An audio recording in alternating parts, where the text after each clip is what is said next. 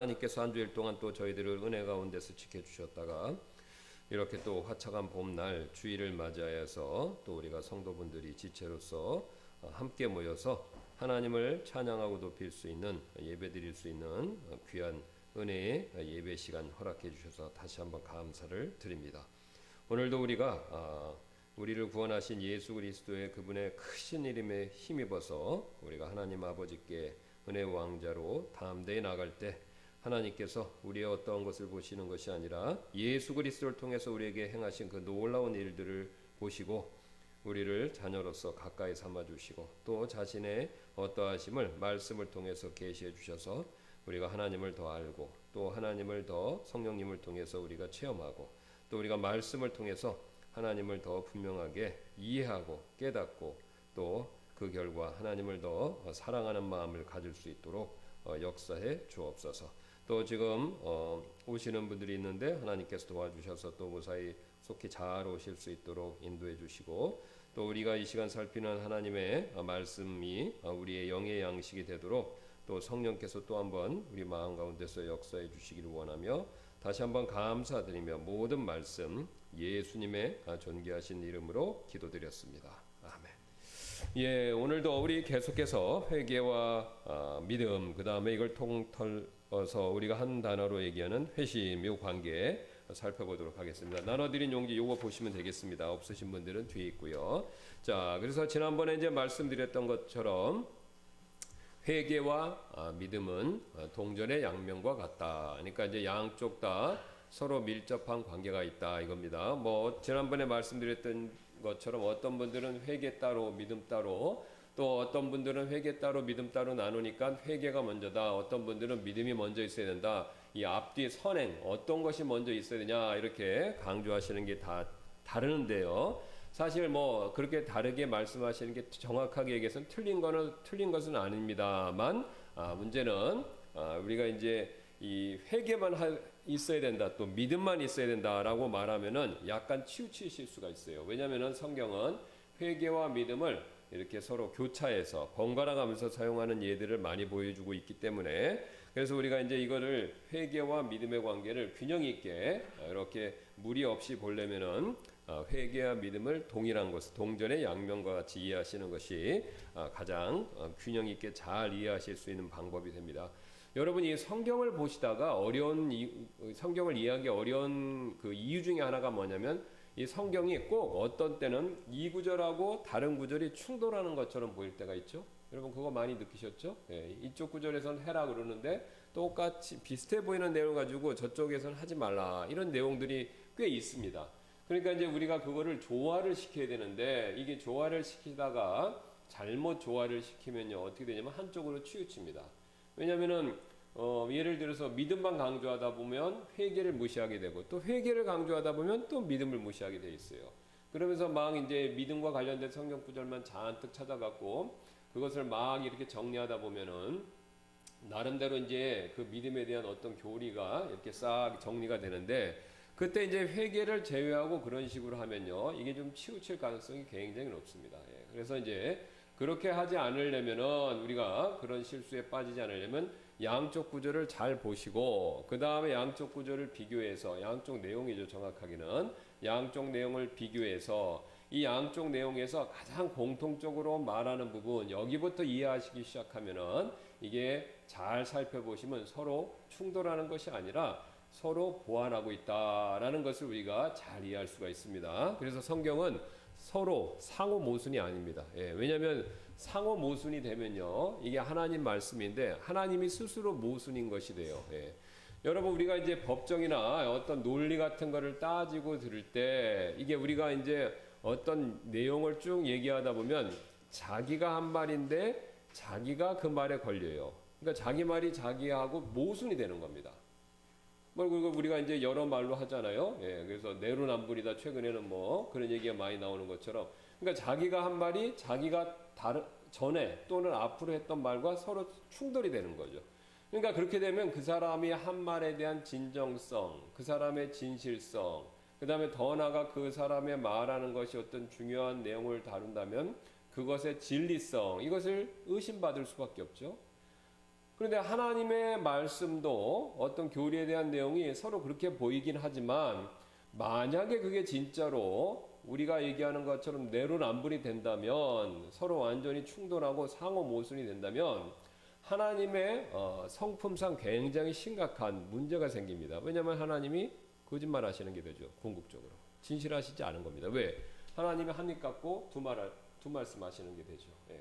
그러니까 그것은 하나님의 성품상 도저히 용납이 될 수가 없는 겁니다. 그러니까 그래서 성경이 모순되는 것 같이 보이지만 사실은 모순이 아니고요. 모든 성경의 말씀은 서로 상호 조화를 이루고 있습니다.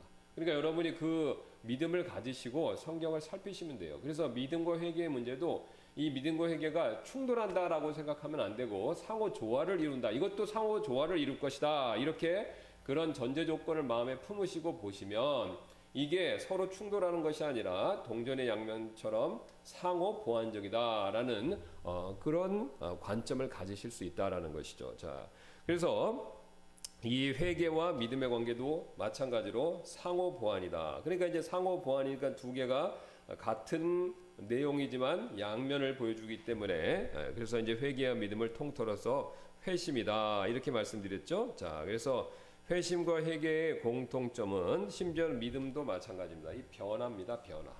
회개와 회심과 믿음의 궁극적 맨 밑에 깔려 있는 기본적인 원리는 뭐냐면 변화라는 것이죠. 그걸 이제 돈다, 턴이란 개념으로 회심과 회개가 뚜렷하게 보여주고 있고 믿음도 마찬가지가 되는 거죠. 왜냐하면 믿음이란 것은 항상 대상이 있는 거예요. 그렇죠? 예. 믿음이란 것이 대상이 있는데 대상을 바꾸는 겁니다. 예. 그 전에 다른 것을 믿다가 예수 그리스도를 바로 하나님을 통해서 그러니까 예수 그리스도를 통해서 하나님을 믿는 믿음. 그러니까 믿음의 대상이 바뀌는 거죠. 그러니까 회심, 회개, 믿음 이 세 가지는요 공통점이 바뀐다는 겁니다. 영어로는 턴한다는 개념이 있어요. 그러니까 여러분이 그것을 잘 이해하시면 상호 모순이 생길 수가 없습니다. 자, 그래서 마찬가지로 아까 이제 거기 있는 그림을 다시 한번 보여주시면 우리가 구원받기 전에는요 이 죄라는 것을 붙들고 있었습니다. 그러니까 우리가 물론 직접적으로 죄를 막 지으면서 막 죄를 짓는 걸 즐기면서 사는 사람은 드물어요. 그건 우리가 보통 악당, 그 다음에 흉악 범죄자 이렇게 얘기하죠. 예, 뭐 아무나 보면서 사람 때리고 아무나 보면서 물건 훔치고 그런 사람은 굉장히 소수입니다. 그리고 그런 사람들은 사회에서 격리되고요. 자, 그래서 대부분의 사람들은 우리가 봤었을 때는 특별하게 죄를 짓지 않는다 이렇게 생각하기가 쉽죠. 예, 물론 사실입니다. 그러나 우리가 지금 살피고 있는 구원과 관계된 이 모든 내용은 우리의 관점이 아니다라는 겁니다. 하나님의 관점이에요. 구원을 시켜주시는 분은 내가 아니라 하나님이죠.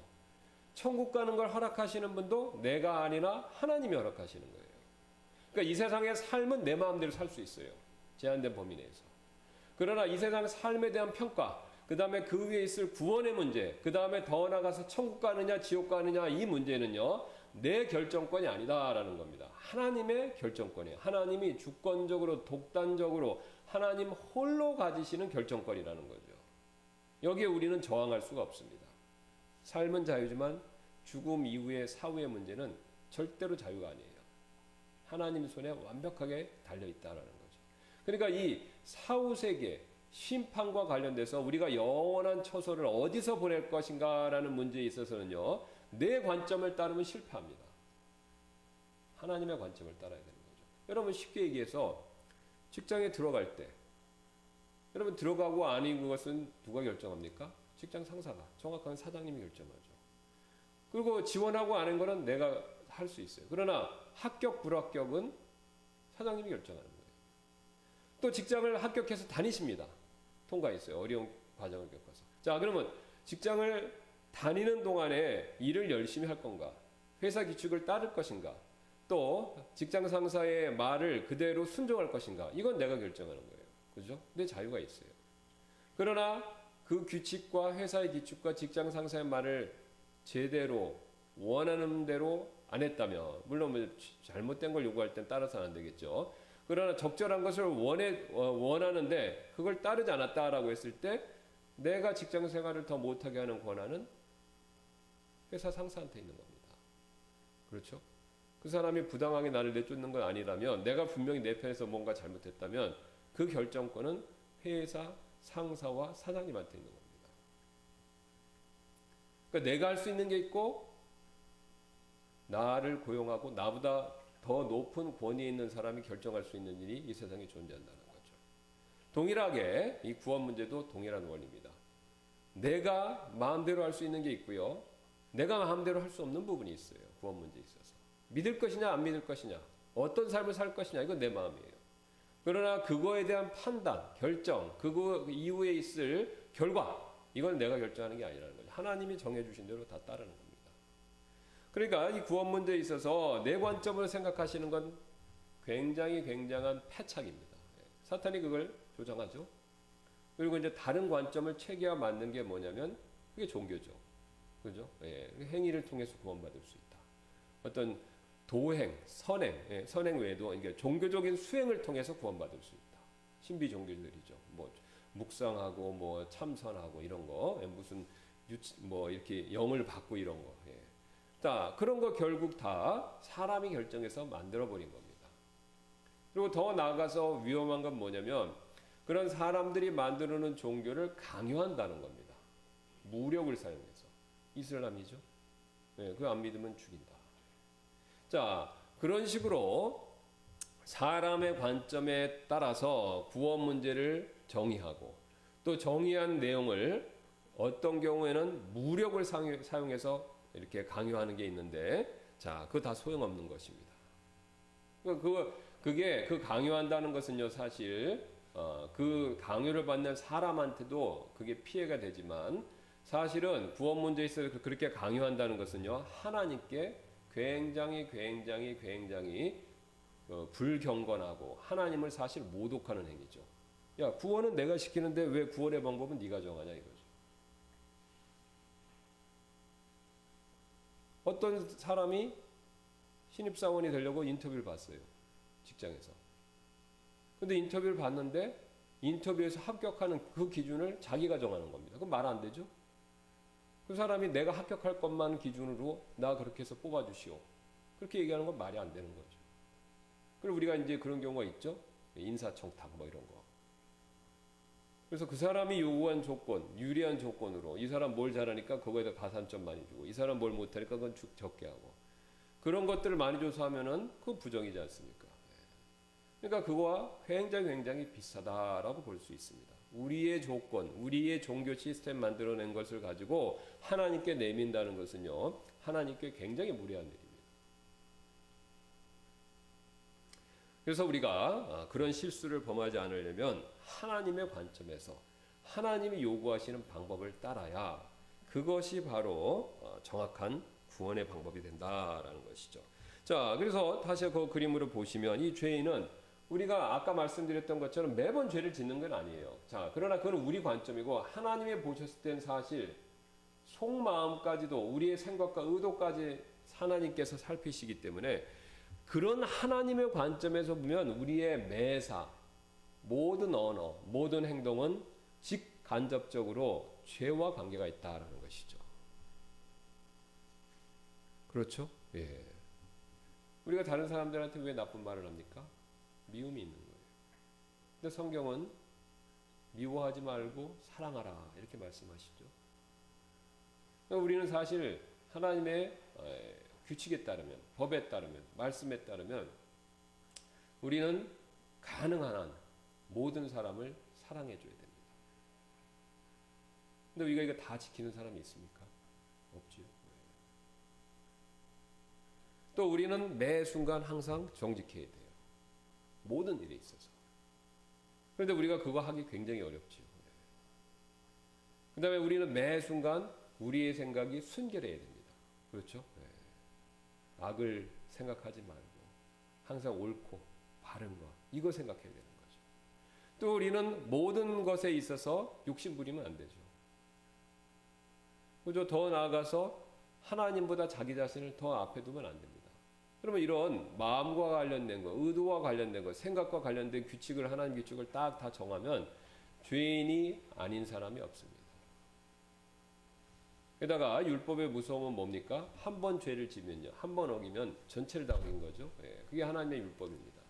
그러니까 나는 이번에는 잘 지켰고 지금까지 잘 지켜왔는데 요번에 한 번 어겼으니까 지금까지 잘 지킨 것으로 요 한 번을 덮어주세요. 그것을 만회해 주세요라고 우리는 생각하기가 쉽지만 하나님의 법, 하나님의 사법 시스템 체계에서는요 그것이 용납이 안 됩니다. 뭐 그게 불공평하다라고 우리가 생각할 수 있을지도 모르겠는데요. 세상 법에서도 마찬가지입니다. 그렇죠? 예, 여러분 제가 여러분과 저는 뭐 마약 같은 거 손 안 대는데 마약 지금까지 한평생 손안에다가 우리가 한 번이라도 실수해서 마약에 손을 대면 어떻게 됩니까? 우리는 마약 사범이 되는 거죠. 그 전과도 남는 거고.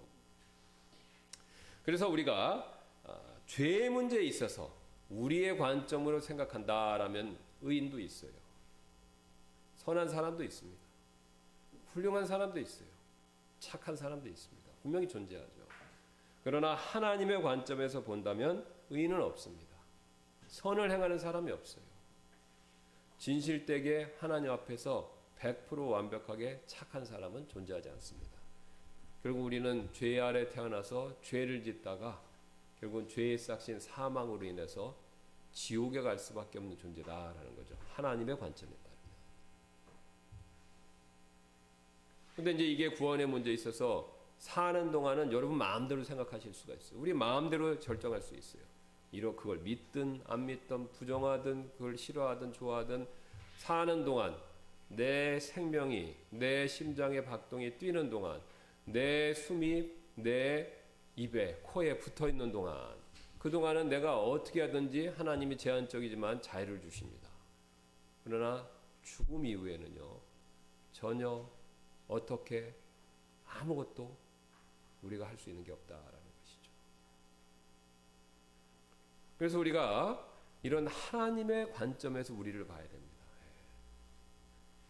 내 자신의 관점, 우리 인간이 만든 종교의 관점, 사상의 관점, 철학의 관점에서 보면요 구원의 문제에 있어서 100% 실패합니다.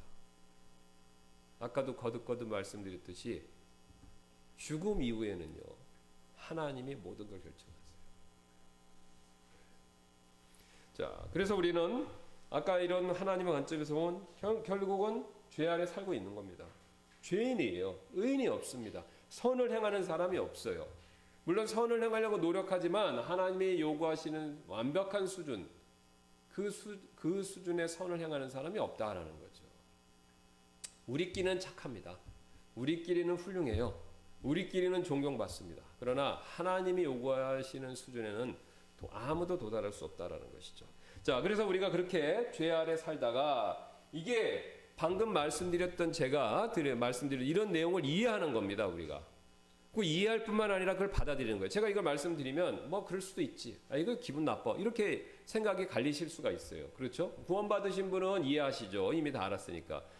물론 이제 구원받고 나서도 이런 부분을 자세히 소상하게 생각을 안 해보셨다면 약간 그것이 뭐 마음에 걸릴 수도 없잖아 있을 수 있죠. 자, 그러나 어쨌든 내가 이것을 듣고 이해하고 그리고 그게 맞아 라고 하는 생각이 들었을 때 내 생각이 바뀌기 시작하는 거죠.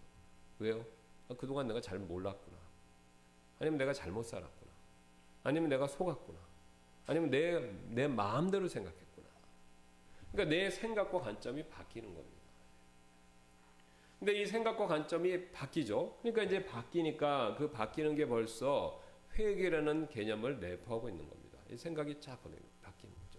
그러니까 영어에서 회개는 change of mind, 생각이 바뀐다 이겁니다. 생각이 바뀌셔야 돼요.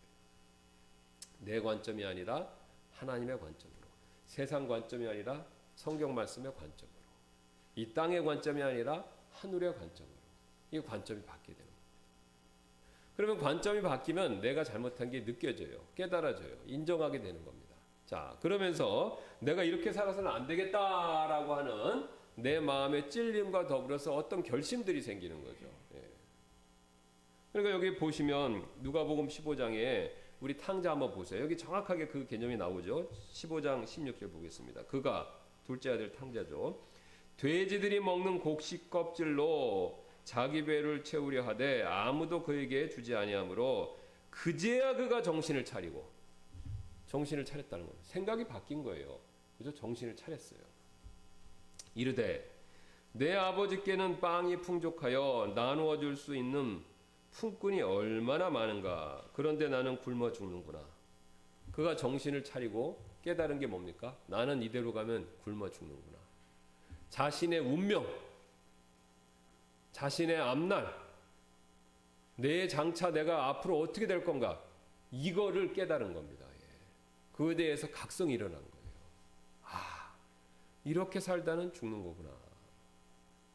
그러니까 우리가 이거는 비우니까 이거는 뭐에 대한 내용이 또 되겠습니까? 앞으로 장차 죽음 이후에 있을 내 운명에 대해서 생각을 해본다는 거죠. 이제 나는 망하는구나, 이렇게 살다가. 자, 그러면서 19절, 18절, 19절입니다. 내가 일어나, 보세요. 결심이 있잖아요. 그죠? 자기가 이제 정신을 차렸어요. 그 다음에 굶어 죽는다는 거에 대한 인식이 있는 겁니다. 그러니까 그 안에서 뭡니까? 자책감이 생기는 거죠. 굶어 죽는구나. 이게 지금 굶어 죽는 게 자기가 잘했다는 게 아니지 않습니까?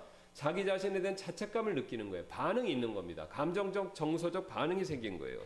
그리고 나서 행동의 변화가 일어나죠. 내가 일어나. 결심을 했다는 겁니다.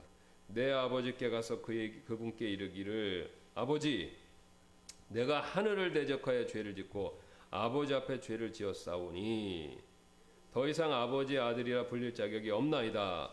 나를 아버지의 품꾼 중에 하나로 삼아주소서 하리라 하고 일어나서 자기 아버지께로 가니라. 그렇죠? 네. 그가 마음의 결심을 하고 아버지께 갔어요. 근데 여기에는 선행이 없어요. 그죠? 이 둘째 아들 탕자가 한 거는요, 깨닫고 일어나서 아버지께 간 거예요. 여기 아버지한테 뭐 잘 보일 수 있는 어떤 선한 근거가 하나도 없어요. 그렇죠? 예수님이 아주 비유를 적절하게 하신 거예요. 이 사람이 만약에 아버지한테 잘못했으니까 내가 뭐라도 사갖고 가서 드려야 되겠다. 아니면 내가 아버지한테 잘못했으니까 앞으로 10년 동안 무상으로 내가 노예로 봉으로 봉사해야 되겠다. 이런 자기 행위, 그다음에 자기 선행, 또 자기의 잘못을 커버할 수 있는 어떤 자기의 보상적인 행동, 이런 게 전혀 없는 겁니다. 그냥 뭐예요? 나는 죽게 생겼는데 아버지한테 가서 싹싹 빌어야 되겠다. 살려달라고. 그러고 간 거예요. 여기는 그 어떤 선행에 대한 근거도 없다라는 겁니다. 그가 갔다라는 것은요, 행위가 아니라는 거예요. 그의 결심의 표현일 뿐이다라는 것이죠. 그냥 간 거예요. 여기서 있다가 죽게 생겼으니까 돌아간 거죠.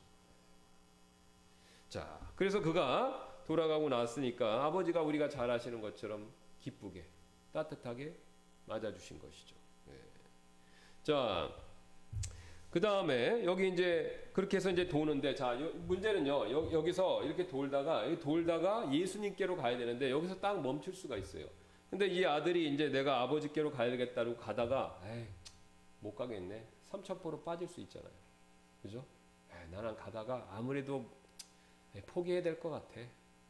아니면 지금 이 사람을 아버지께 돌아가게 하는 직접적인 계기가 된 것은 배고픔입니다. 그렇죠? 그리고 부끄러움이에요. 왜? 돼지 열매 껍질은 유대인들은 돼지를 부정하기 때문에 안 먹어요. 근데 그 부정하다고 여기는 돼지가 먹는 껍질을 먹는다는 건요, 굉장히 그 당시 사회적으로 이 사람이 부끄럽고 신분상 맨 밑에 있다라는 걸 뜻하는 겁니다.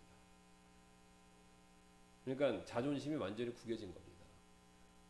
그러니까 실질적으로 배도 고팠고 자기 자존심도 완전히 망가진 거예요. 예수님 표현대로 영이 가난해져 버린 거죠. 그런데 가다가 난 도저히 못 갈 것 같아. 아니면 자기가 가다가 생각이 바뀔 수 있지. 자존심이 또 살아날 수도 있잖아. 내가 젊은데 뭐 노력하면 뭐 밥을 못 먹겠어?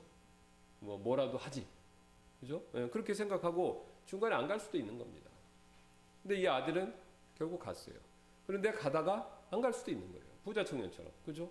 찔림 받았는데 근심만 하고 가버렸잖아요. 이 아들도 근심만 하고 가다가 멈출 수도 있는 겁니다. 아니면 새길로 셀 수도 있고. 자, 그래서 돌다가 멈추시면 안 된다는 거죠. 돌다가 끝까지 돌아서 예수님을 붙들어야 된다라는 겁니다. 이게 돌다가 멈추면요, 그게 이제 일명 세상 종교가 되는 겁니다. 내가 이거는, 그러니까 불교에 있는 사람들, 뭐 힌두교에 있는 사람들, 석가모니, 심지어는 뭐 무하메드, 그 마호메트, 그런 사람들도 다 알아요.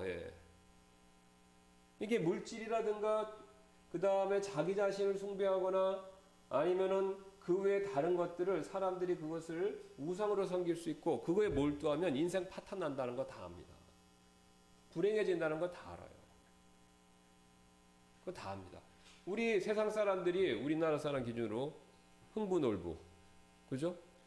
뭐 요새는 좀 이상해갖고 놀부가 또 다른 관점으로 해서 뭐 괜찮다 그러는데, 흥부놀부 했을 때 모범적인 인간상은 놀부가 아니라 흥부죠. 예. 그러니까 놀부를 왜 모범적인 인간상으로 그렇게 꼽지는 않습니까? 그 사람은 돈의 노예라는 걸 우리가 다 아는 거예요.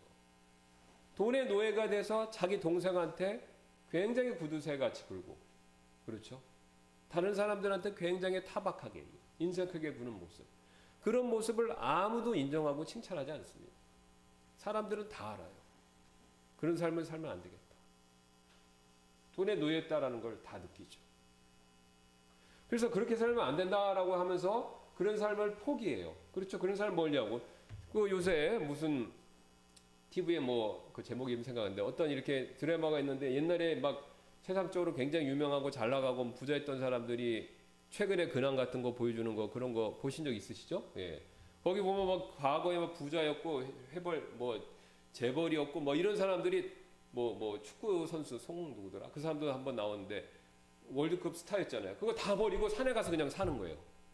집 져놓고. 여유가 있으면 집을 좋게 짓고 여유가 없으면 비닐하우스 같은 걸 짓고 거기 사는 거예요.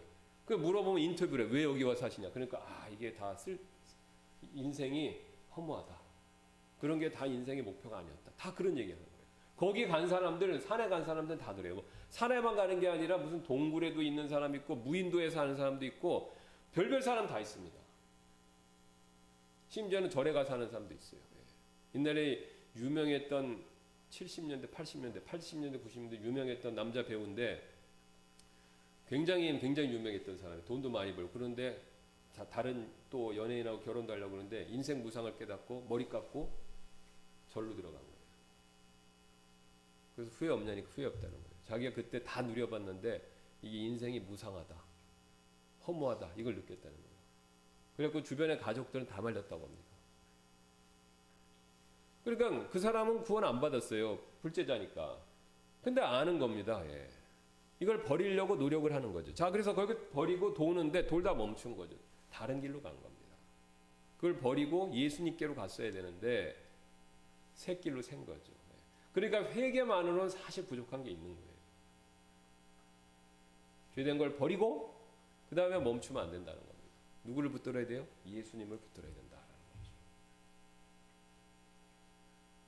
그러니까 어떤 죄에 대한 각성, 그 다음에 새롭게 살려는 의지, 그 다음에 그런 욕심 같은 것을 버리려는 모습, 이런 거 보면은 이 사람 구원받을 수도 있다라고 생각할 수 있지만 진정으로 더 돌아서 예수님을 붙들지 않은 이상은 아니다라는 것이죠.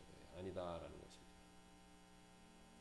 그러니까 우리 교회에서 종종 보시면 뭐 이렇게 안 좋은 죄된 습관에 빠지셔서 살다가 뭐 도박, 음주, 뭐 그 외에 뭐 성적 타락 이런 게 있지만 그거 다 버리고 오늘날 새롭게 막 삶을 사시는 분들이 있어요. 그렇죠? 예.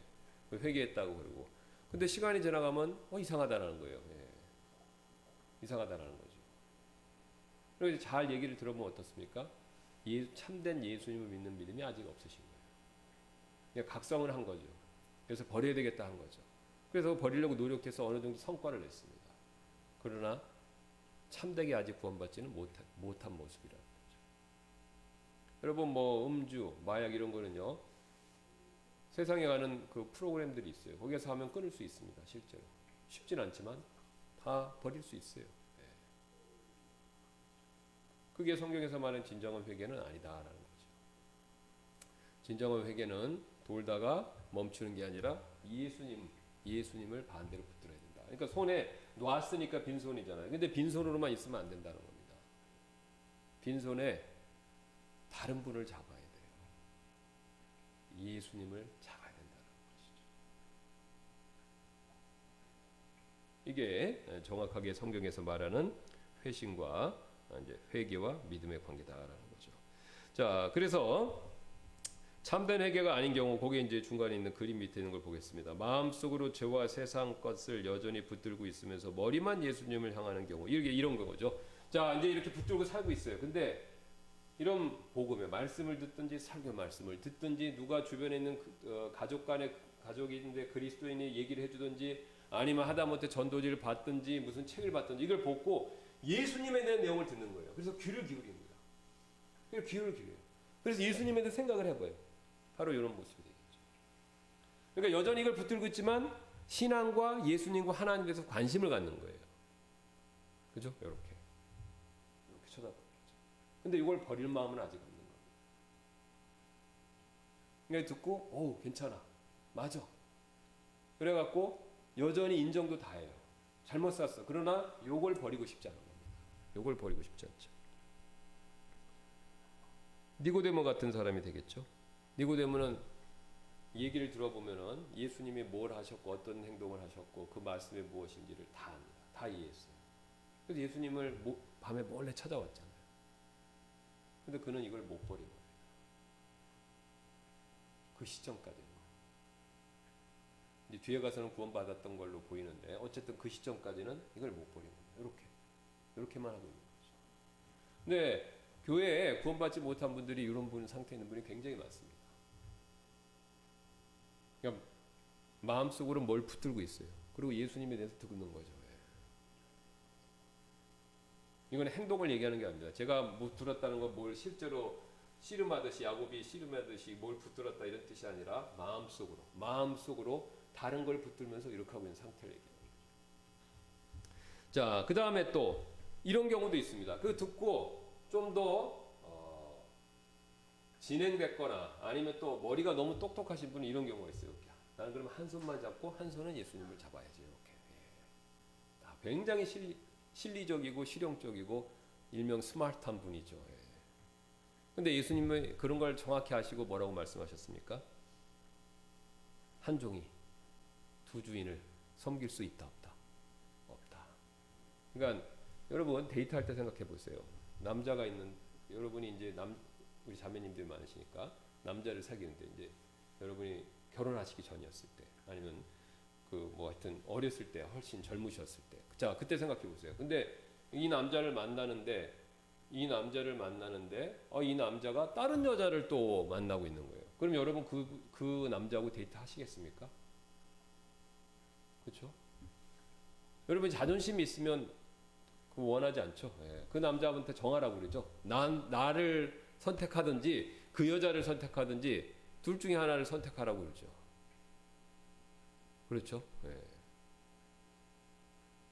이게 예수님과 우리의 관계는 단순하게 뭐 구원이냐 구원이 아니냐 관계 이거 맞죠. 근데 그 밑바닥에 깔려 있는 우리의 정서, 감정상의 관계는 사랑입니다. 사랑이에요. 그렇죠? 그러면 예수님이 나를 사랑하시고 나도 예수님을 사랑해야 돼요. 근데 여전히 내가 세상 것 그거 사랑하는 마음 가지면서 예수님을 동시에 사랑하겠다? 이 마음은 용납이 안 된다라는 거죠. 그러면 두 주인, 두 남편을, 두 아내를 두겠다라는 생각과 똑같습니다. 그러니까 얘기는 예수님 듣고 맞아. 그리고 예수님 손을 이쪽 잡은 거예요. 그러나 여기는 여전히 잡고 있는 거예요. 안 됩니다. 최소한 한 번은 이걸 탁 버리고 완전 돌아서 예수님을 두 손으로 꽉 잡아야죠. 두 손을 잡는다는 건 꼭 진짜로 두 손을 쓰라는 게 아니라 온 마음을 다해야 된다. 온 마음. 빌립이 얘기했죠. 그대가 온 마음을 다하면 받을 수 있다. 온 마음을 다해서 믿으면 받을 수 있다 그랬죠. 온 마음을 다해야 된다. 온 마음. 여러분이 연애했을 때 생각해 보세요. 연애할 때 생각해 보시면 여러분이 온 마음을 다하셨잖아요. 그죠? 만날 때, 데이트할 때. 그럼 온 마음을 다해서 그 사람을 신경 쓰고 온 마음을 다해서 그 사람한테 말하고 그럼 온 마음을 다하잖아요. 그죠? 온 마음을 다 안 하면 정말로 사랑하는 게 아닐 수가 있다는 거죠. 온 마음을 다해야 된다. 머릿속에서 지식은 시작일 뿐이에요. 그게 완성이 아닙니다. 머릿속에서의 지식은 시작이지 완성이 아니고 그게 온 마음으로 내려와서 내 마음에 부정적, 긍정적인 반응이 나와야 되고 그 다음에 이 탕자처럼 결심을 해야 돼요. 근데 이 머릿속의 지식, 감정상의 표현, 부정적이든 긍정적이든, 그 다음에 내 마음의 결심, 이게 전부 내 안에서 이루어지는 거예요. 행위는 하나도 없어요. 예, 자꾸 어떤 분들이 제가 이 말씀 드리면 뭘 해야 된다고 생각하시는 거예요. 제가 지금 말씀드린 내용에는 다 안에서, 우리 안에서 내 생각이 바뀌는 과정을 얘기하는 거지, 마음의 변화를 얘기하는 거지, 뭘 하라고 한 게 아니잖아요. 그죠? 예. 생각이 바뀌어야 된다. 온 마음. 그 대신 바뀌는 정도가 80%, 90%도 안 돼요. 100%. 근데 내가 마음이 100% 바뀌었는지 안 바뀌었는지는 하나님만 정확히 아십니다. 그러니까 우리끼리는 사실 정확히 몰라요. 제가 아무리 목회자로서 여러분 상담 많이 해보고 구원, 복음도 전했지만 제가 이분이 뭐 90%만 마음이 가난해졌는지 100%는지 모릅니다. 정확히. 근데 하나님은 아시는 거예요. 그러나 본인이 자신이 정말 내가 맨 밑으로 내려갈 수 있는 데까지 내려가고 내 마음이 정말로 하나님 앞에서 아닙니다라는 것을 자기가 할 수 있는 것을 최대한 그렇게 마음을 먹으면요, 하나님이 그게 100%다라고 보셨을 때 그때 성령을 통해서 거듭나게 해주신다라는 거죠. 그러니까 내 마음이 하나님을 향해서 온 마음이 되도록 애쓰는 거, 이거는 우리가 필요한 거예요. 내 행동이 아닙니다. 행동으로 하면은 벌써 행위 구원이잖아요. 그래서 뭐 행위로 자꾸 뭐 교회 열심히 나오고 성경 읽고 기도하는 거 이런 걸로 자꾸 빠져나가려고 그러는 거예요. 그게 나쁘다는 게 아니라 그렇게 되면 행위로 구원받는 게 되는 거잖아요. 그게 아니라 마음, 생각에서 나오는 내 마음이 온 마음이 하나님을 향해 된다라는 것이죠. 자, 그렇게 됐을 때 이제 하나님께서 우리를 진정으로 받아 주신다라는 것이죠.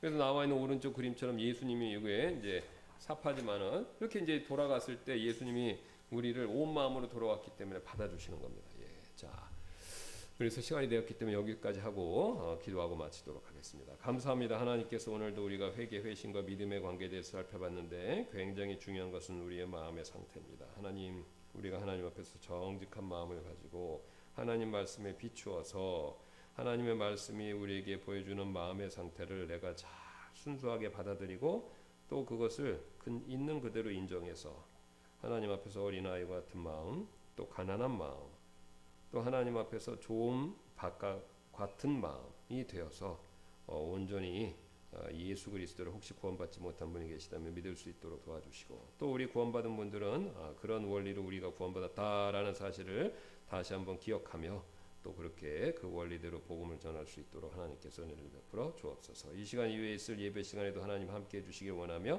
감사드리며 모든 말씀 예수님의 존귀하신 이름으로 기도드렸습니다. 아멘. 예, 마쳤습니다.